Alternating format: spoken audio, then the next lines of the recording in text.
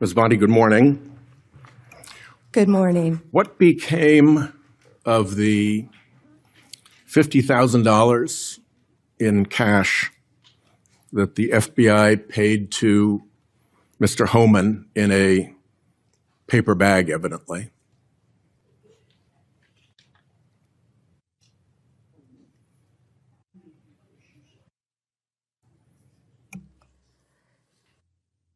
Senator, as Deputy Attorney General Todd Blanche recently stated, the investigation of Mr. Homan was subjected to a full review by the FBI, agents, and DOJ prosecutors.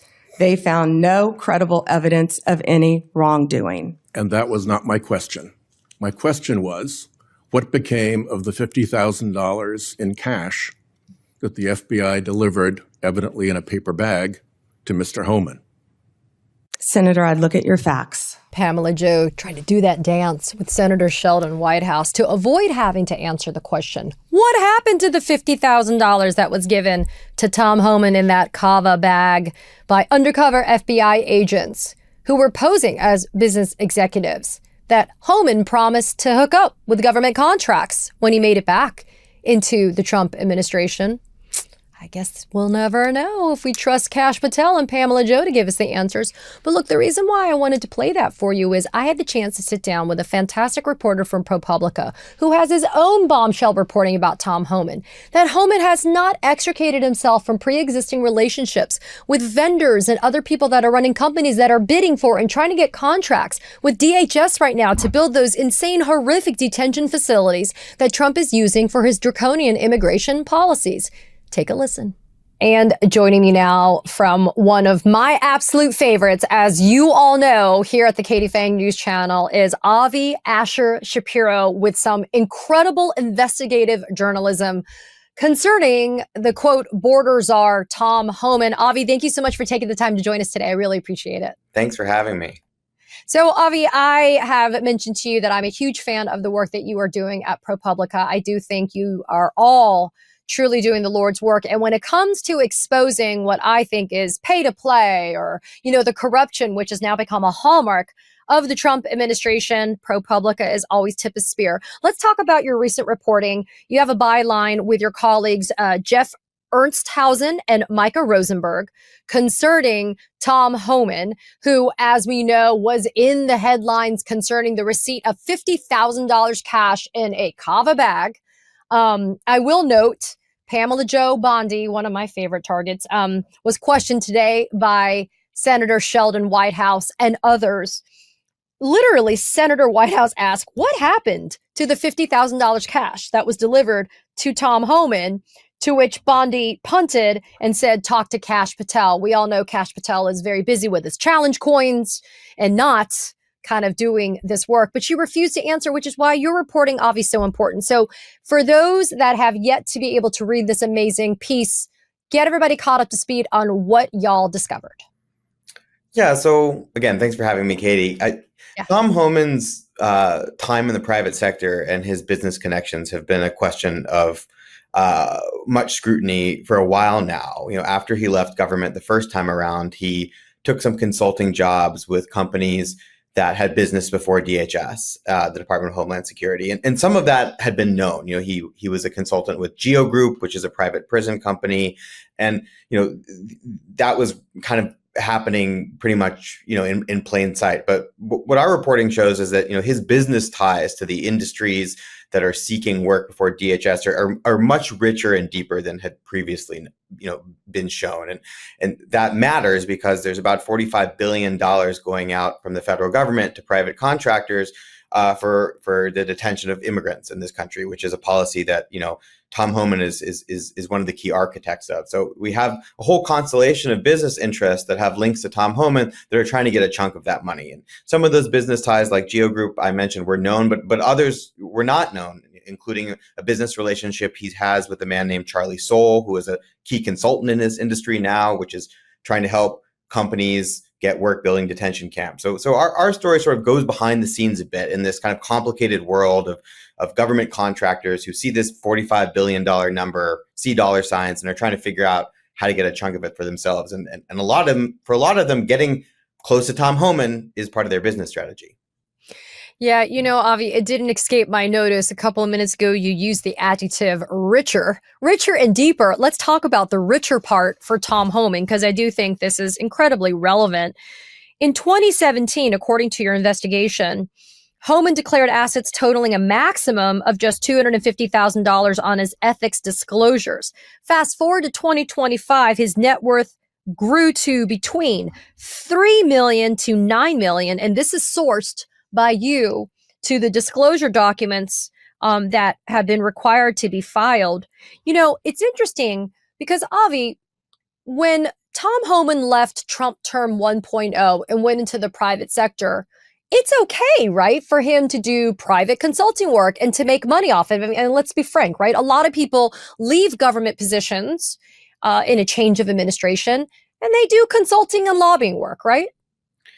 Yeah, absolutely. And, in particular, former, high-level officials at ICE are sought after consultants in this world. The ICE spends a lot of money on everything from sort of like IT to tracking migrants, ankle bracelets, building detention camps.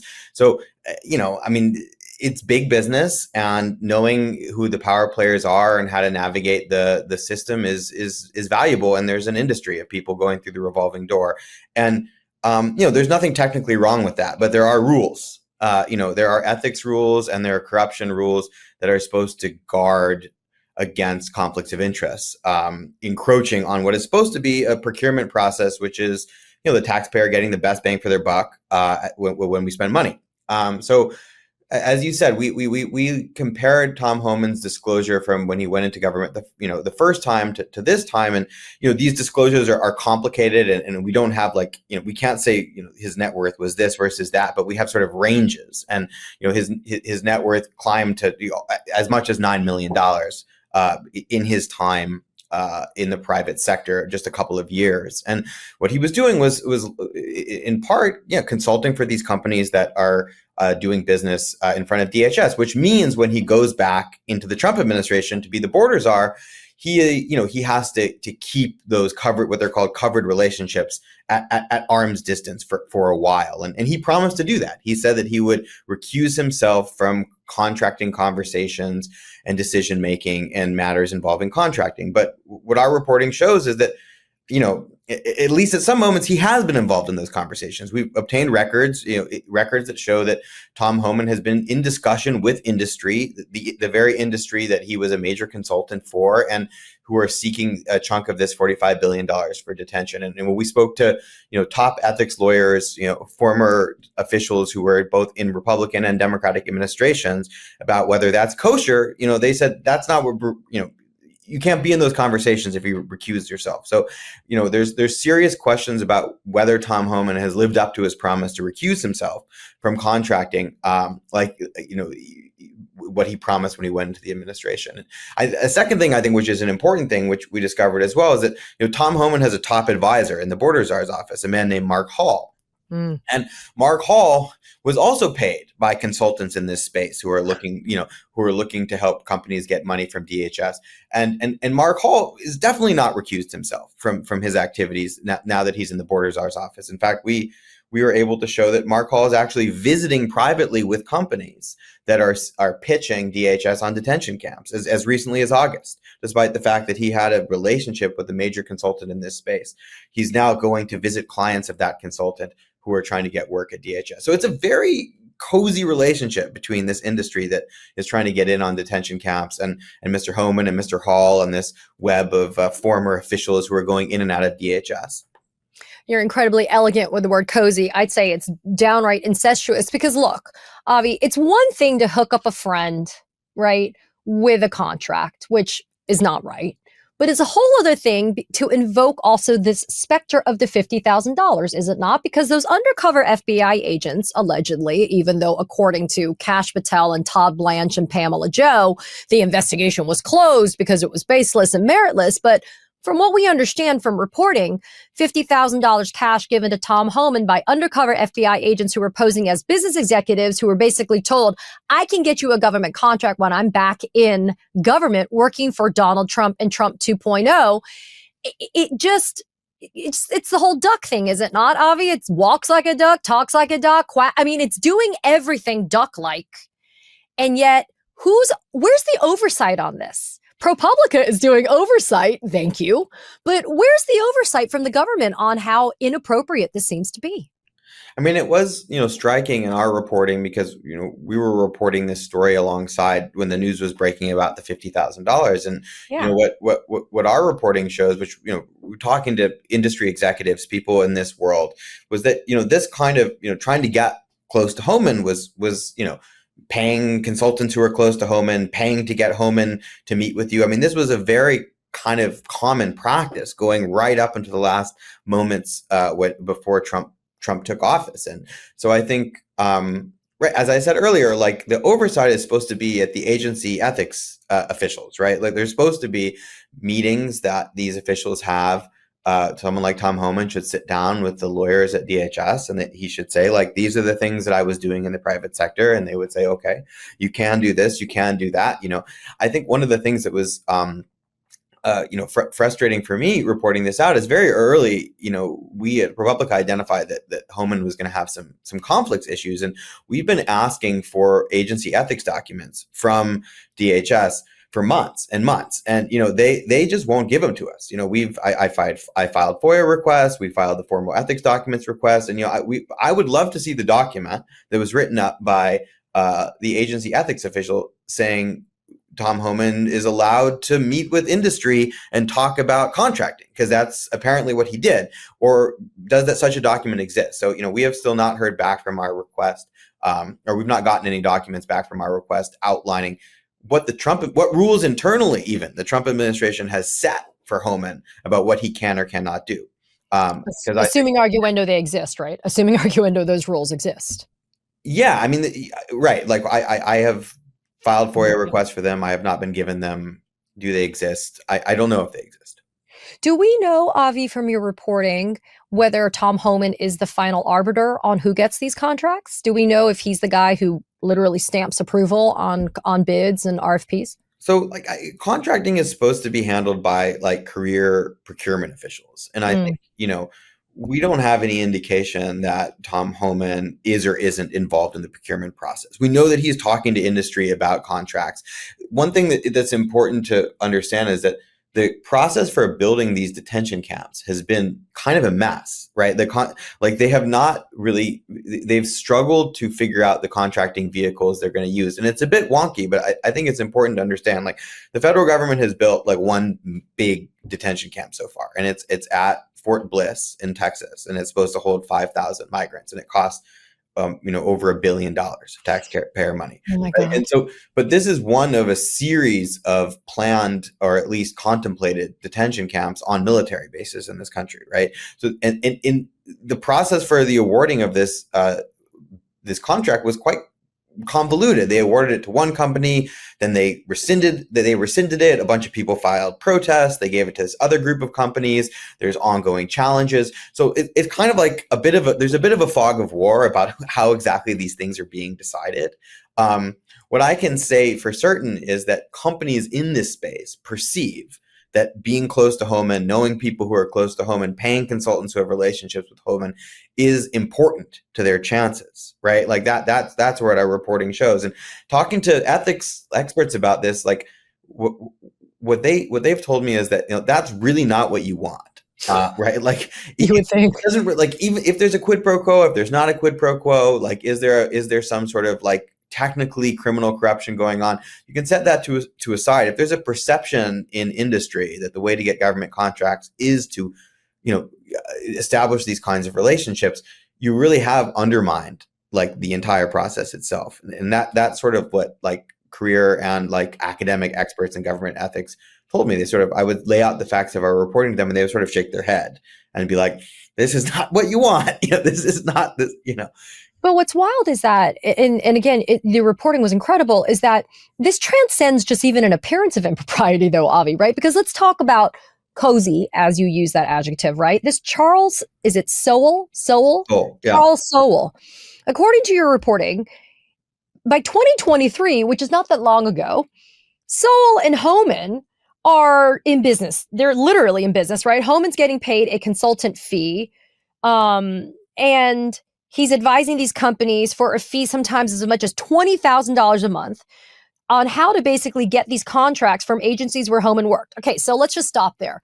A generous interpretation of that is I worked there, and so I know kind of when you do a bid, this maybe looks a little bit better or not. Okay, fine. Assuming arguendo, there's no illegality in that. But then in 2024, which is even just closer in time to Homan going back to the federal government, Sowell becomes the chair of the board of Homan's foundation, Border 911, which is this nonprofit championing tougher border security.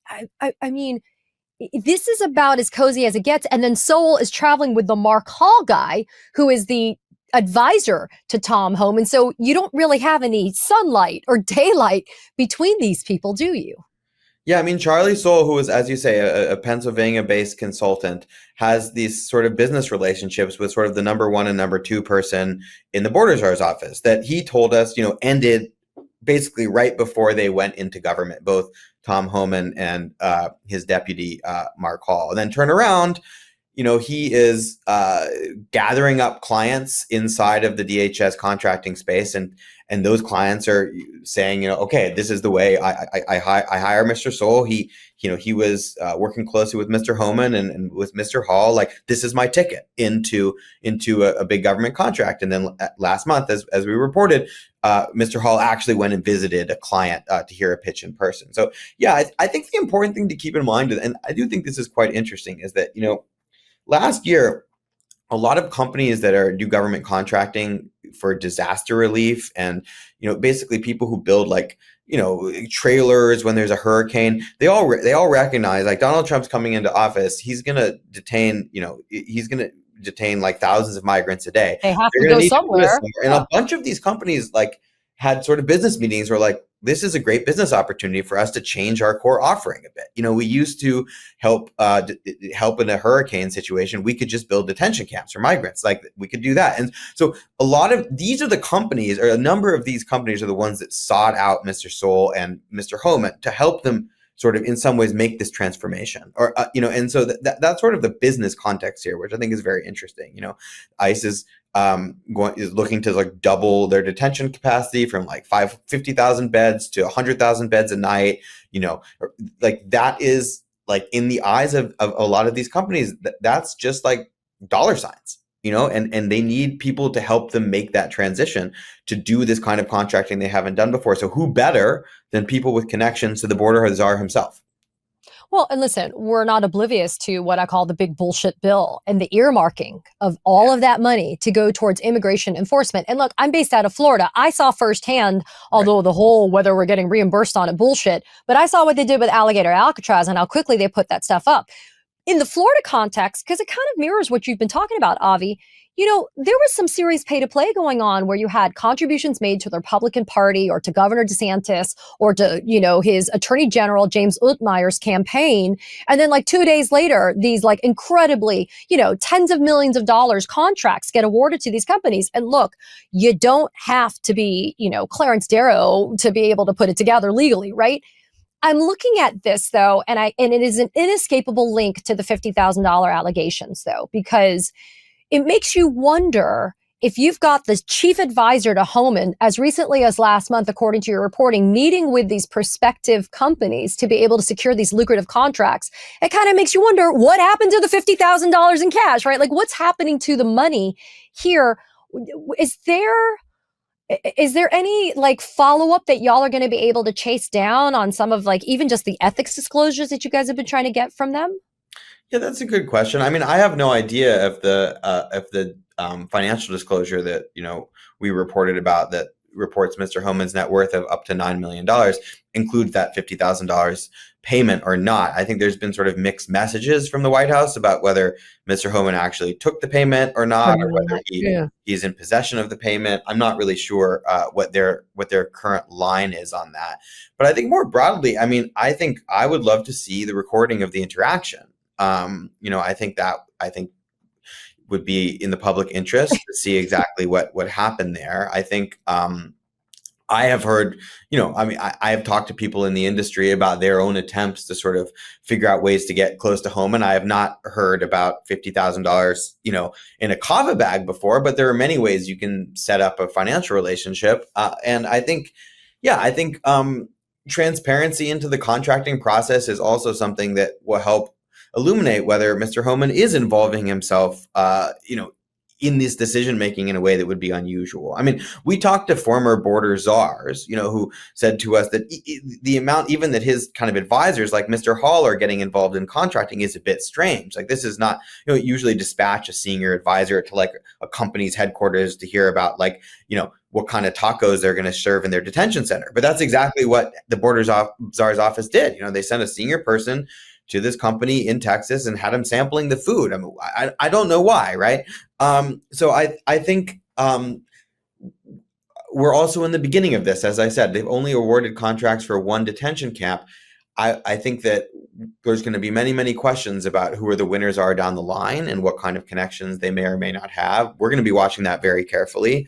We reported a story about one of the main companies that is building the detention camp on Fort Bliss called DMG, Disaster Management Group, which is run by a major Trump donor whose one of his companies was caught a couple years ago employing dozens of undocumented immigrants.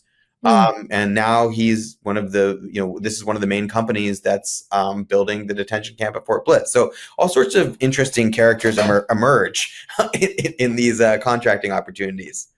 And that's why I love you guys at ProPublica, because you guys find the threads, you pull them, which leads you to more and more. I mean, another great example is the Clarence Thomas reporting that y'all did, right, with Harlan Crow, et cetera. I just kind of quickly want to, before you and I part ways, kind of follow up a little bit on something with you, which is this. In your reporting, in your investigation, I mean, the symmetry with the privatization of prisons, Geo Group, et cetera, it's very obvious, right? That we see that happening in these detention facilities, the privatization of this work.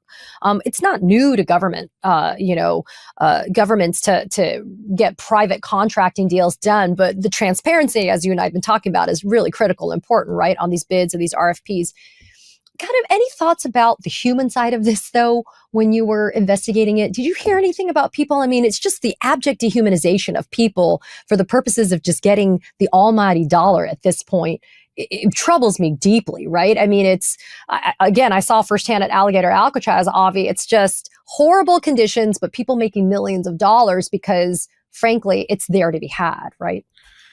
Yeah. I mean, on the privatization question, I think it is worth noting that Tom Homan himself has been a major champion of this model. He's said on more than one occasion that he really wants everything that ICE does that doesn't require a badge and a gun to be contracted out. That's one of his mantras, right? So he sees the business of detaining and guarding and feeding people who are picked up off the streets to be something that is a for-profit enterprise that that should be done by the private sector, and he's made no secret of that. I mean, I think the report. I haven't done myself reporting on the conditions inside of these facilities, but I've read the reporting about Alligator Alcatraz. I've read reporting about what's been going on at Fort Bliss. There's been a lot of violations of the ICE detention standards. I mean, there are standards that are supposed to apply to how people are treated in these facilities. And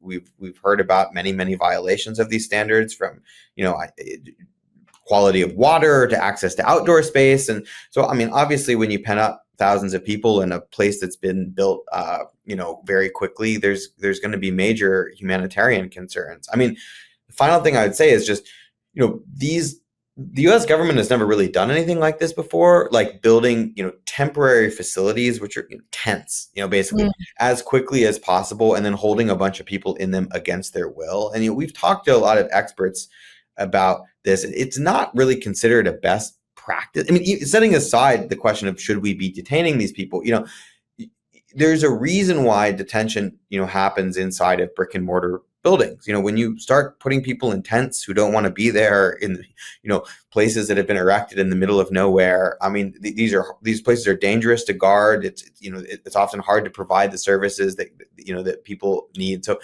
the very notion of building these facilities, these tent camps is one that, a lot of experts question. But if you want the Trump administration's prerogative of getting as many people out as quickly as possible requires this approach.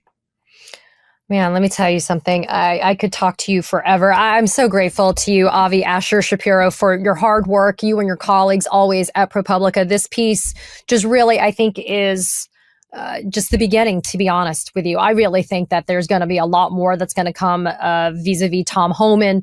And I think we're going to learn even more than his affinity for kava bags. Avi, thank you so much for joining me. Please, it's an open door at any time for you and your colleagues to come and hang out and have a conversation about your hard work. But I'm grateful to be able to share it and amplify it now. Thanks for being here. Thanks, Katie. It was great chatting with you.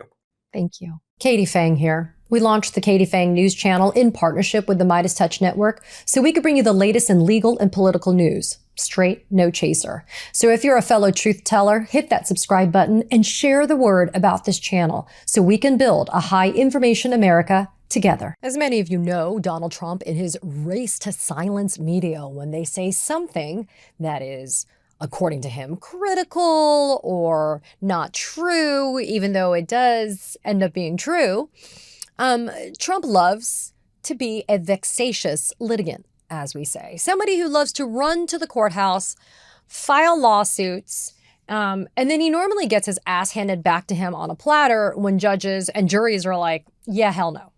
So, as we know, in July, Donald Trump, using the services of the lawyer who filed that lawsuit against the New York Times that just got thrown out sua sponte by that federal judge, that same lawyer, the one that we've talked about here, he brought a lawsuit in July in the Southern District of Florida against the Wall Street Journal. For what? For the birthday book submission that was done by Donald Trump. The one that has been produced by the Jeffrey Epstein estate to Congress. The entire book that includes the Donald Trump submission. In July, Donald Trump sued the Wall Street Journal, Rupert Murdoch, Robert Thompson, and specific journalists that work for the Wall Street Journal for their publication of that submission into the birthday book for Jeffrey Epstein. And the motion to dismiss that has been filed as of late yesterday in that case is worth walking through with y'all because it not only underscores why these defamation lawsuits that are brought by Trump are just bullshit, but it also goes to show the analysis that is going into these arguments that are being raised legally by publications like the Wall Street Journal and eventually by the New York Times if the case doesn't continue to be thrown out against the New York Times. And so I wanted to run through that quickly with you because it was a great filing. It's a 22-page filing that was done in the Southern District of Florida by lawyers for all of the defendants, Dow Jones, doing business as the Wall Street Journal, etc., and News Corp, the parent company of Fox News, etc. Alrighty, so pursuant to a specific federal rule of civil procedure 12b-6, the defendants have moved to dismiss Donald Trump's lawsuit. They've moved to dismiss with prejudice. So what does that mean? That means that they want the court to dismiss this lawsuit and not allow Trump the chance to be able to refile or amend the complaint after its dismissal. They are also seeking the recovery of their attorney's fees and costs pursuant to Florida's anti-SLAPP statute. They also do it pursuant to the New York anti-SLAPP statute, but specifically they cite to Florida statute 768.295, strategic lawsuits against public participation prohibited, anti-SLAPP, and we'll get into that in a minute. They also cite to a New York statute that would allow for them to get their fees and costs. Because again, for somebody like convicted felon Donald Trump, you got to hit him where it hurts him the most, which is his big fat ass pocketbook. Alrighty. Not the pocketbook is big, but the ass is big and fat. Alrighty. So, as clearly set forth by the defendants in their motion to dismiss, there's 3 grounds why the court should dismiss his lawsuit with prejudice. 1, the article, as published, is true. It's not false. 2, the article is not defamatory. They have never alleged that Trump personally crafted the letter to Epstein. But even if they did, the Wall Street Journal asserts there's nothing defamatory about a person sending a bawdy note to a friend. Also, the article cannot damage Trump's reputation as a matter of law. Finally, Trump hasn't pled, and he cannot plead, that the defendants published the article with actual malice, meaning that they were subjectively aware of the falsity of the article when it was published. The complaint clumps together all 6 defendants, doesn't include a single plausible allegation against any of them. And it also, the article included the denial by Donald Trump, but it's also consistent with the general reputation of Donald Trump, as well as, I don't know, the letter that was produced by the Epstein estate that was given to House oversight. In other words, Donald Trump can never meet the legal standard of pleading actual malice in order to sustain a lawsuit against the Wall Street Journal. The motion to dismiss then says the First Amendment's protections for truthful speech are the backbone of the Constitution. Amen. And at the heart of the First Amendment is the recognition of the fundamental importance of the free flow of ideas and opinions on matters of public interest and concern. The complaint should be dismissed with prejudice, and the court should award defendants their reasonable attorney's fees and costs. It's a great opening shot across the bow, is it not? And I will actually let you know that the federal judge assigned to this case is a very, very smart, very good federal judge. So what I love about this motion to dismiss is, and again, it's 22 pages, is when you go to page 6, because you know, why the hell not? What do we have? Dun, dun, dun. We have Donald Trump's body birthday letter to his then bestie, Jeffrey Epstein. It says here, the birthday book's table of contents lists Donald J. Trump in the Friends category. See House Oversight. I mean, it even has a bait stamp saying that this was given to House Oversight. And the birthday book contains this page, and it reprints Donald Trump's birthday letter to Jeffrey Epstein, you know, the convicted pedophile. That also worked in conjunction with the convicted pedophile, Ghislaine Maxwell. So, again, the motion to dismiss underscores grounds for dismissal. The article is true, the article is not defamatory, and there is not a whiff of a plausible allegation of actual malice. Because defamation lawsuits necessarily have a chilling effect on First Amendment rights, early dismissal is favored. End quote. Okay, so let's take a hot second here and walk through some legal concepts here. So normally, when you move to dismiss, the allegations as they are set forth within the complaint, the lawsuit that's been done, for example, in this case by felon Trump, the allegations are actually viewed in the light most favorable to the plaintiff, Donald Trump. So, as it says here, when ruling on a 12b6 motion, meaning the Federal Rule of Civil Procedure 12b6, the court accepts all factual allegations in the complaint as true. However, the court does not need to credit mere conclusory statements or threadbare recitals of the elements of a cause of action. In other words, even if Trump says, here are all the elements of the cause of action of defamation, the court doesn't actually have to sit there and say, even though I'm accepting your facts and allegations as true, it doesn't mean that I have to necessarily take your conclusions, your mere conclusions about what has happened here. I can actually, use my own brain as the judge, and I can actually evaluate what the arguments are that are being raised in the motion to dismiss. And sometimes, as we've seen here, because of the chilling effect on the First Amendment, dismissal at this early of a stage can be granted and has been done on the law, because if you let this case continue, not only is the chilling effect on First Amendment rights continuing, but there's a lot of time and money that is going to be spent in having to defend against a bullshit defamation lawsuit. And why not kick the case out of court when you can? Makes sense, right? Alrighty. By the way, I'm also going to note something which I thought was great. On page 7, the defendants say courts in this district, as in the Southern District of Florida, routinely dismiss defamation claims on the pleadings. And then they do what we call a string citation, where they cite to different cases that stand for this proposition of dismissal routinely on the pleadings, meaning without discovery having to take place, etc.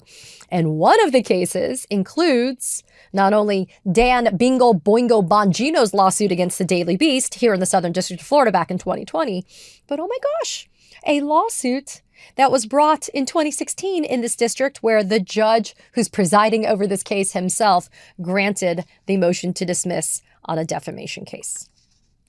So, as alleged, the defendants state, Trump can't show that any statement in that Wall Street Journal article is not substantially true, and it walks through all the different facts to support that.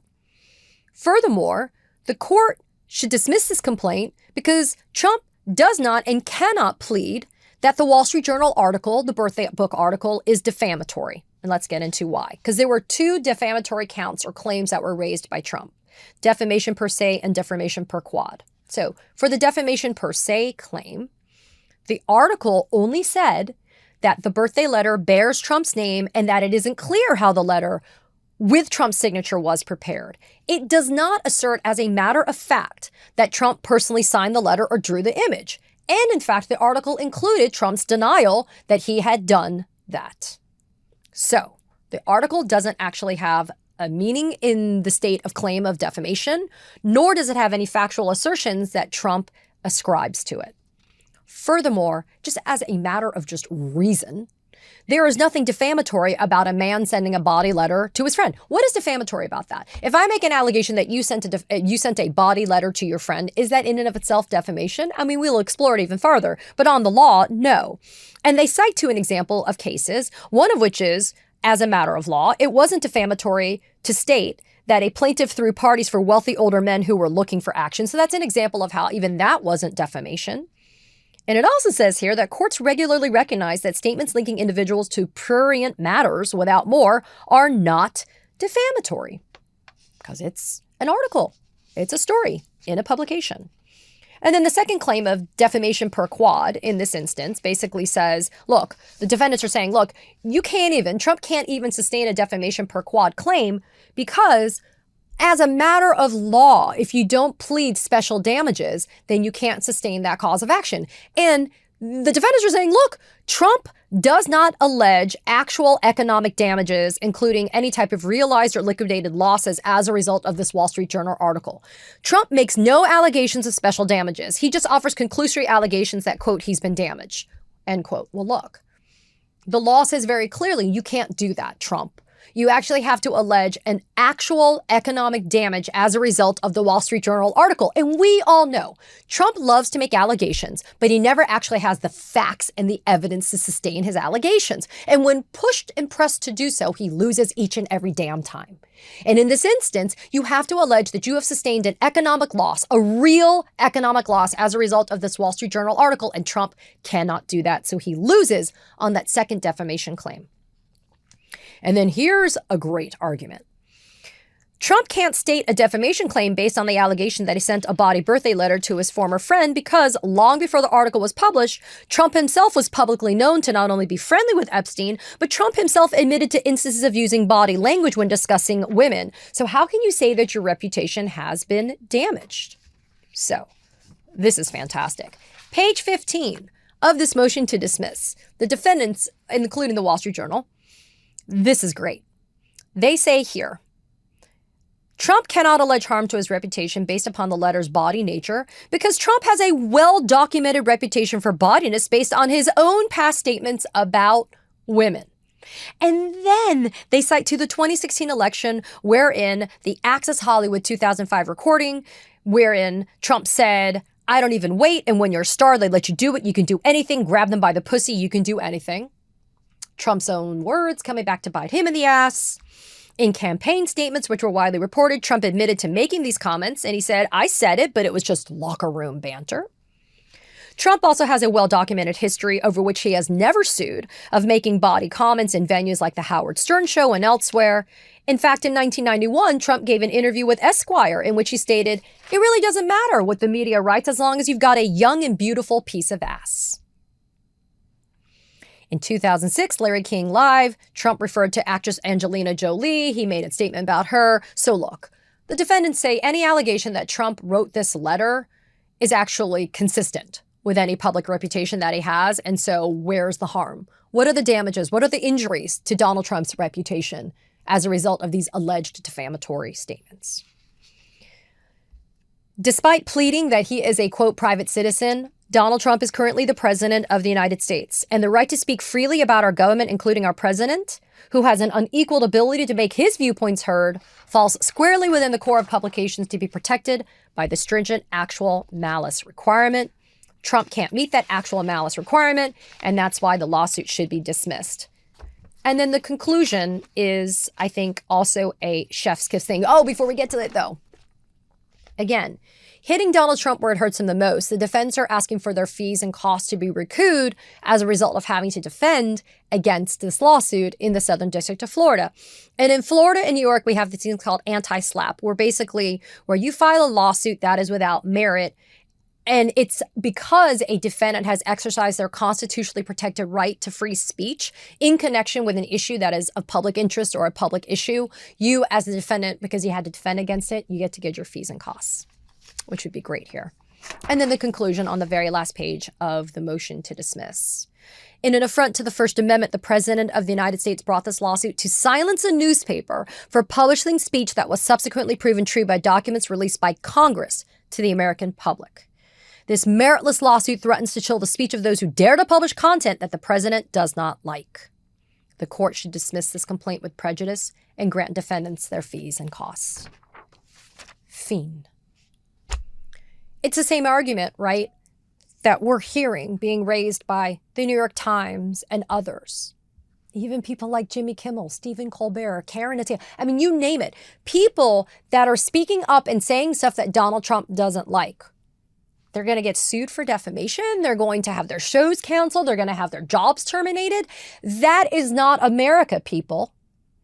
Free speech for me, but not for thee. Donald Trump can get up and be an absolute fucking embarrassment and humiliate our country by saying the dumbest lies in front of the United Nations General Assembly. Donald Trump can get up and spew lies about Democrats, calling Antifa a domestic terrorist organization, even though there really is no organization called Antifa. I mean, Charlie Kirk, others can get up and say horrific things about people, but they can have free speech, but we can't. But we can't. That's not how the First Amendment works, people. Sorry, it's not. It's not a one-way street just to benefit Republicans. So you know what, Donald? Grow the hell up. Have some thicker skin than you already have.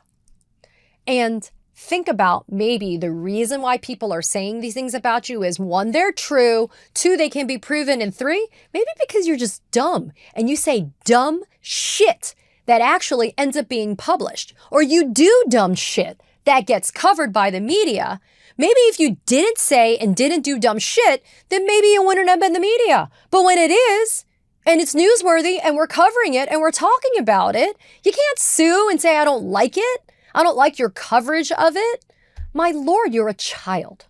Grow up. Katie Phang here. We launched the Katie Phang News Channel in partnership with the Midas Touch Network so we could bring you the latest in legal and political news. Straight, no chaser. So if you're a fellow truth teller, hit that subscribe button and share the word about this channel so we can build a high information America together. Okay, so I know 3 million plus documents dropped by the DOJ last Friday with the Epstein Files Transparency Act. I gotta believe, and I'm sure you share my sentiment, there's millions of documents we're never gonna be able to see. We know that they've been redacting Trump's name, they've been pulling documents. I mean, it's just a fucking zoo. But there's one particular angle I wanted to focus on, and it deals with a guy by the name of Brad Karp, K-A-R-P, and he's the head of this mega law firm called Paul Weiss. And if that name sounds familiar, and you're not a lawyer, it's because we're going to rewind the hands of time a little bit and go back to last year. As we know, Donald Trump got into office in January of 2025, right? And then right after that, do you remember he started with that whole slew of executive orders where he basically threatened all of these big law firms. And he said, look, I'm coming after you. I'm going to pull your national security clearances. I'm going to, sick the DOJ on you, whatever. And the very first of these mega law firms to capitulate was Paul Weiss. So let's bring up the executive order. Now, this one was dated March 14th, 2025. And it says addressing risks from Paul Weiss. And it specifically identified the firm, Paul Weiss, Rifkin, Wharton, and Garrison, a firm that's been around for 100 years or something like that. And in it, it was very obvious that Trump was targeting this firm. Now, the reason why I wanted to bring this back up to you is the date was March 14th, 2025. And wouldn't you know it, just, 9 days later, not even 2 full weeks, March 23rd, 2025, An email was sent out from Brad Karp. He's the head of this mega international law firm, Paul Weiss. And it was sent to everybody who works at Paul Weiss in all of the offices. And the subject was Statement to the PW Community. PW standing for Paul Weiss. And he basically made excuses.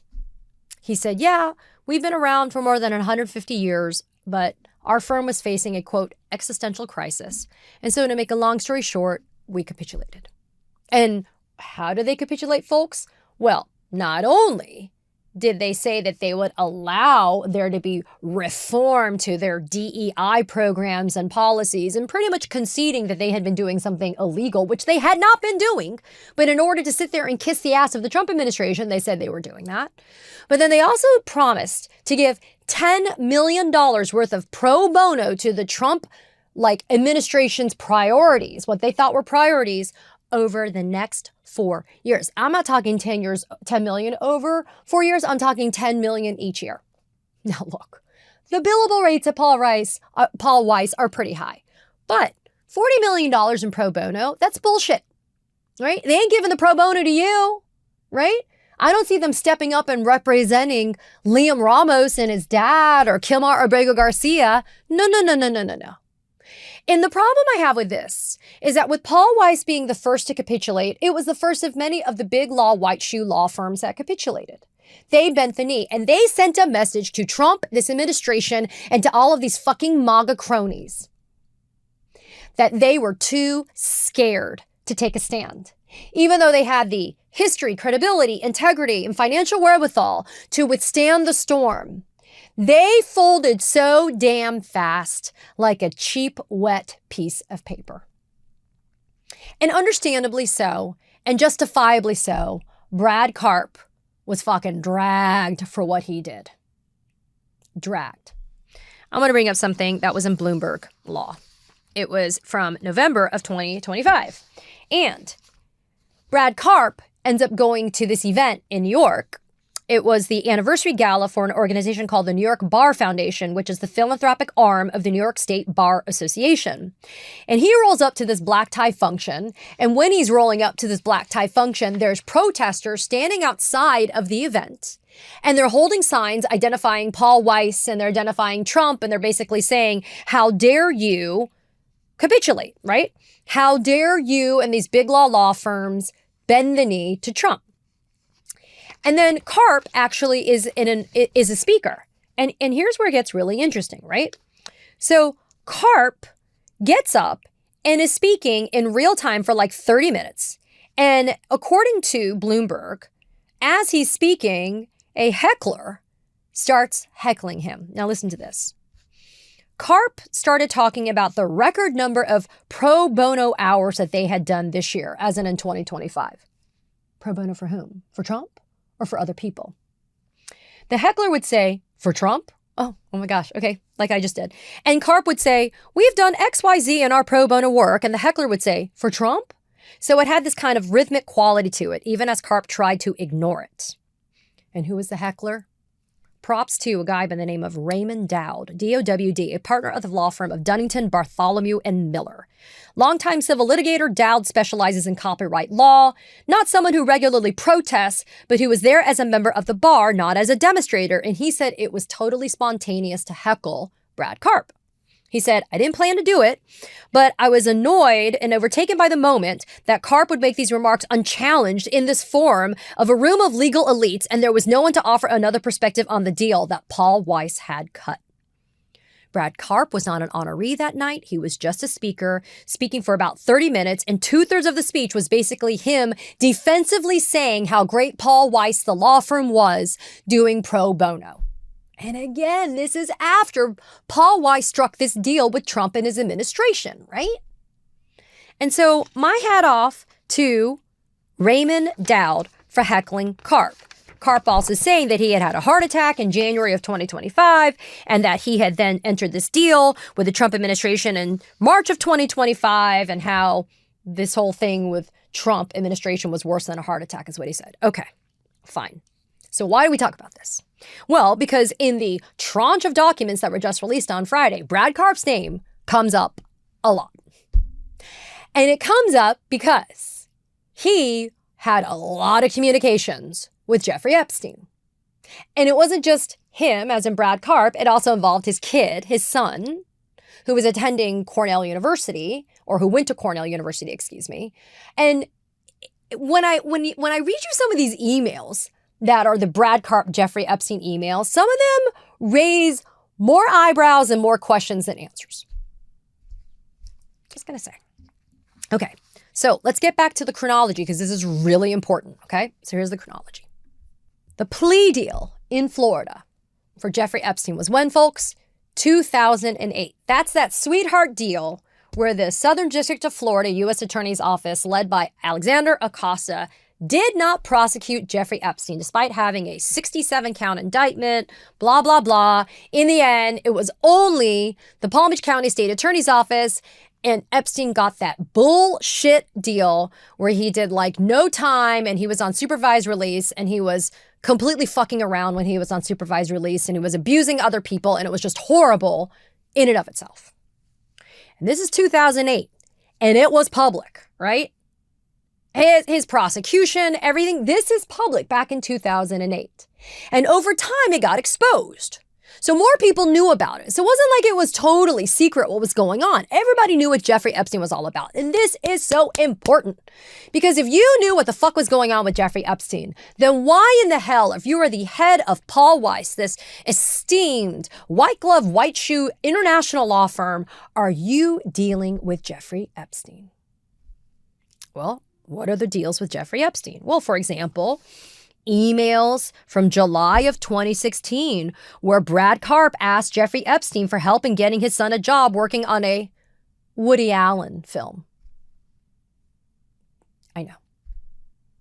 I would say it's the jokes write themselves, but there's nothing fucking laughable about child sex trafficking, pedophilia, any of that, right? Okay. July 2016 email in which Karp is saying, hey, can you help my son get a job working on this Woody Allen film? The emails also revealing, and these documents revealing that were released by the DOJ, that Karp dined with Epstein several times at Epstein's home. Notably, let's talk about this particular email. It's bait-stamped EFTA, Epstein Files Transparency Act 2492991. Dated July 22nd, 2015. Again, after the sweetheart deal for Epstein, and everybody knows that he's kryptonite, right? And toxic and horrible. And before Epstein got indicted by the Southern District of New York, that was July 6th of 2019. So that's an 11-year window, 2008 to 2019, right? And there's a whole lot of Karp-Epstein interaction going on. Let's go to this July 22nd, 2015 email exchange by and between Jeffrey Epstein and Brad Karp. At 5:49 a.m. on July 22nd, which was a Wednesday in 2015, Brad Karp had to start his day with an email to Jeffrey Epstein. And this is what it said. Jeffrey, I can't thank you enough for including me in an evening I'll never forget. It was truly, quote, once in a lifetime, end quote, in every way, though I hope to be invited again. You are an extraordinary host, and your home, ... 3 exclamation points. Thanks again. See you soon, Brad. To which Epstein responds at 9:53 a.m. You are always welcome. There are many, many nights of unique talents. You will be invited often. I don't even want to speculate what Jeffrey Epstein meant by nights of unique talents. That in and of itself is disgusting. I'm sorry, but it just is. Okay? So the fact that you have this gushing happening, right, by Karp and Epstein, I'm not even done because I'm still going. Okay? Karp responds, quote, you're amazing and thank you. And then Epstein says, I was just talking to Larry Summers about you and telling him that he needs to meet you when I get back. He said that his wife, Lisa New, used an IP, an intellectual property attorney at your firm, and said that he definitely wanted to meet you in part to ask you to go easy on her fees. parentheses, I merely transmit, end parentheses. He is really funny and warm. I think you will find him a treat. To which Brad Karp says, thanks so much, Jeffrey. So now Epstein's saying, I want to introduce you to Larry Summers, and I want you to hook up his wife's fees so they're not so expensive for the lawyer she's been using. But he's also dangling in front of Brad Karp, what? More work for Paul Weiss, the law firm. Which, I'm telling you, as lawyers, we want big clients. We want big work, right? And so he, as an Epstein, is dangling this in front of Karp. But more disgustingly, he's dangling, quote, many future nights of unique talents, about which Karp gushingly says, you are amazing, thank you.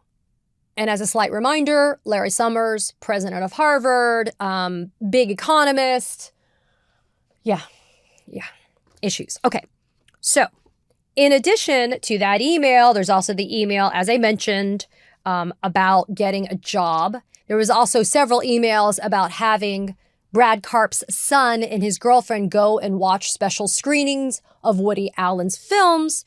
There's a July 2015 email about Jeffrey Epstein asking Brad Karp about revoking a woman's visa, unidentified woman's visa.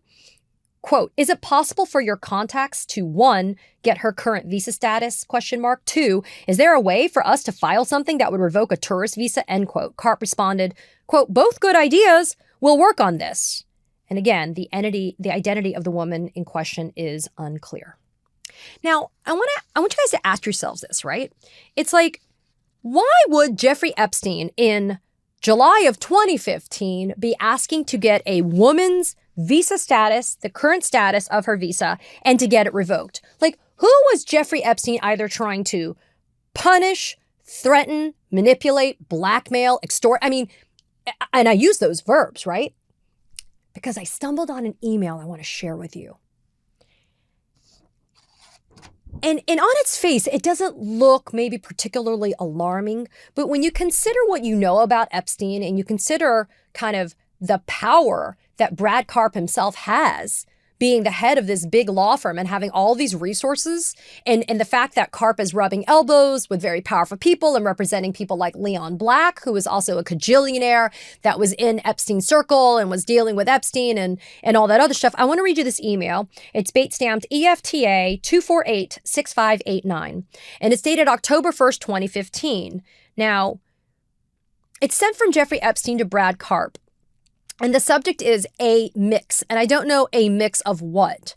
And the way that I read this email is not that it's an email from Jeffrey Epstein to Brad Karp, as in it begins with, quote, after meeting with you 7 times over the past 3 months. And then it goes on. It's not Jeffrey saying this to Brad Karp. I think it's a proposed email that Jeffrey Epstein wants to send, and he sent it to Brad Karp to look it over, as lawyers sometimes do, right? They review correspondence or whatever to make sure it's legit, kosher, etc.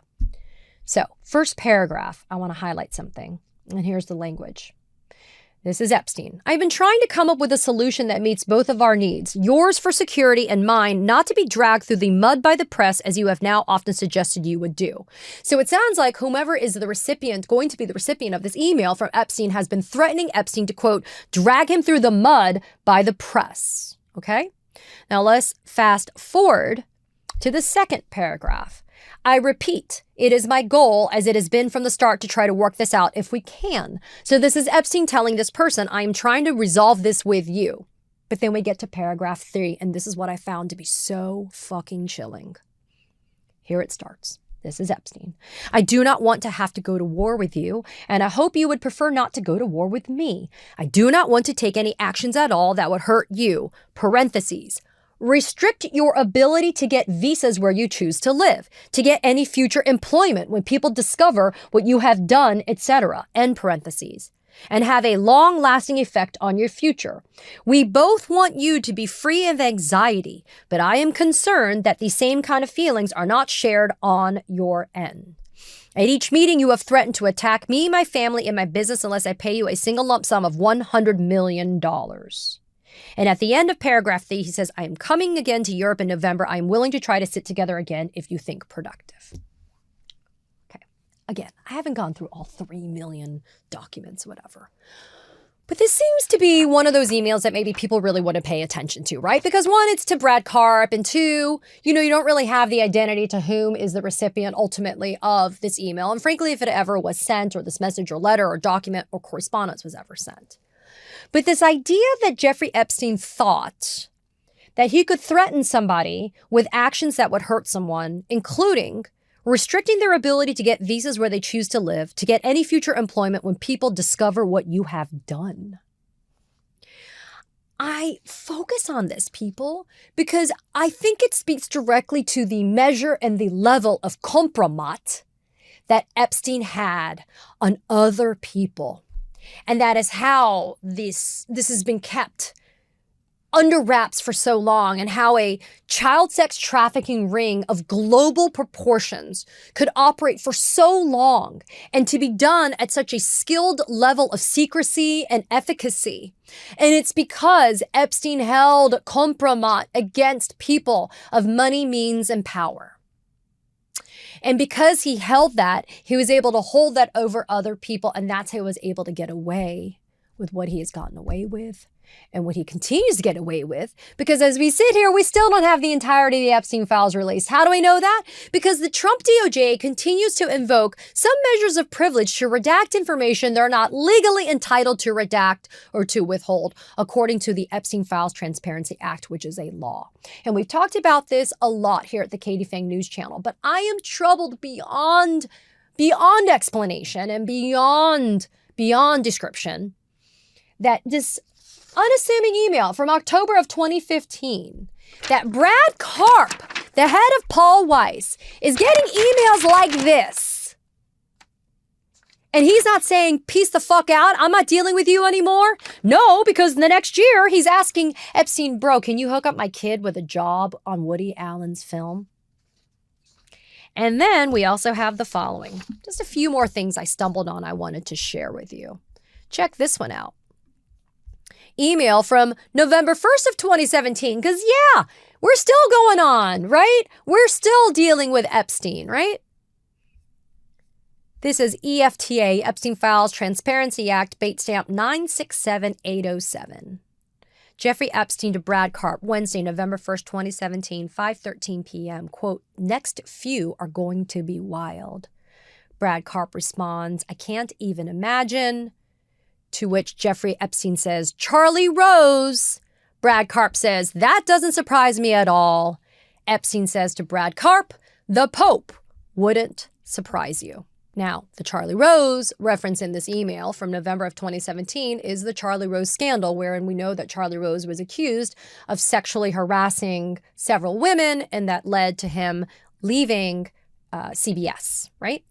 So, look, the fact that the Pope wouldn't surprise Brad Karp, as in the Pope doing some type of sexual wrongdoing wouldn't surprise Brad Karp, leads me to believe that Brad Karp has a pretty high tolerance level for weird shit sexually. I don't really know, but this email also doesn't sit well with me whatsoever and suggests that there's a level of intimacy in terms of knowing each other's proclivities between Epstein and Karp about which we don't even really know. Now, look, as far as 2018, we still have documents showing Epstein in October of 2018 asking Brad Karp's help to resolve a dispute with Leon Black over legal fees, right? So that was still going on.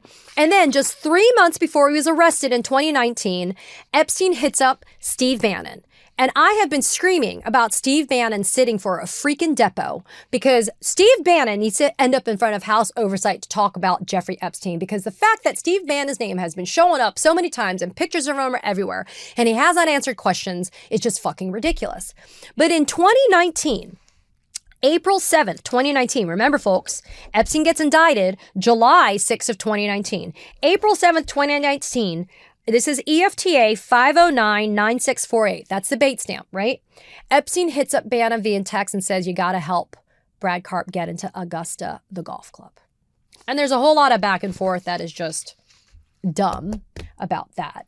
But why is Jeffrey Epstein trying to help Brad Karp get into Augusta National, the golf club in Georgia, and asking Steve Bannon to pull strings? The fact that Steve Bannon can pull strings to do that in and of itself probably doesn't surprise me, knowing the history of Augusta. But the fact that this is happening literally just a couple of months before Epstein gets indicted suggests what? We don't have to be a fucking Sherlock Holmes to know that Epstein's trying to hook up either his friend or Brad Karp, or trying to do something to still be, right, in connection with or something with Brad Karp. I mean, look,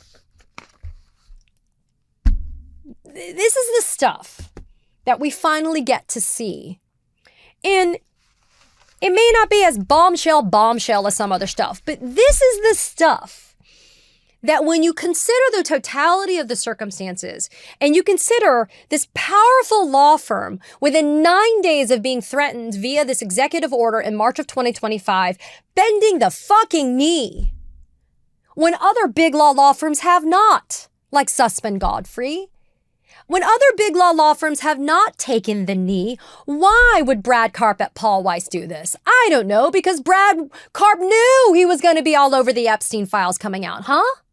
Or maybe because Brad Karp knew that Trump knew stuff. I don't know, right? But what it suggests, though, is there is a measure of wealth and power and influence, and that these people are traveling in circles where they are in rarefied air.